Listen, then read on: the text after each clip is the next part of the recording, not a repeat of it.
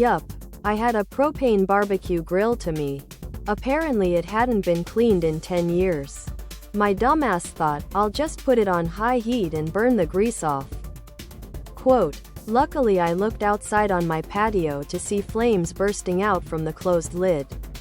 I also opened it at arm's length and flames shot 10 feet up still singed my arm, hand. I kicked the lid closed from the back. Turned off the Ken and Karen should have let us grill shirt propane on the tank. And pulled the tank off. The fire at this point was starting to warp the metal on the lid. Not knowing what else to do, I took my hose sprinkler, put it under the raging inferno, and turned it on full blast. After about 5 minutes the fire was out. Grease fires are no joke. Ken and Karen should have let us grill shirt, tank top, V-neck, ladies tee for men and women, tank top, V-neck. Jesus. You did about 1 million times better than the people dealing with a fire.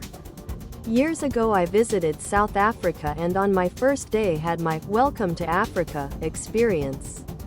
My friends and I, who had been there before, were having a braai, South African barbecue, around the pool. Suddenly we noticed a commotion and saw a flickering light coming from one of the hotel rooms. We rushed over and saw that a propane heater was sending a gout of Ken and Karen should have let us grill shirt flame into the air.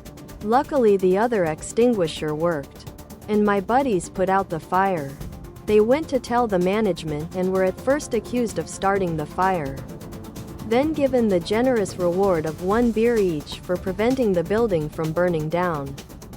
Official Ken and Karen should have let us grill sweatshirt, hoodie, sweatshirt, hoodie. I disconnected and removed the tank.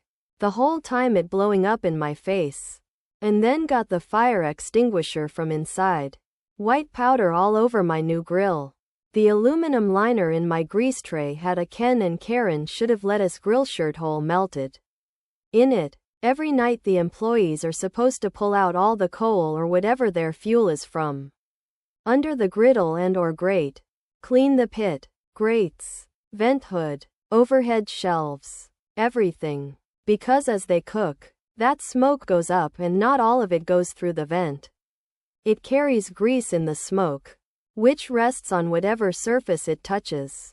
That's why when the meat went up in flames, it didn't just stop on its own. Other products,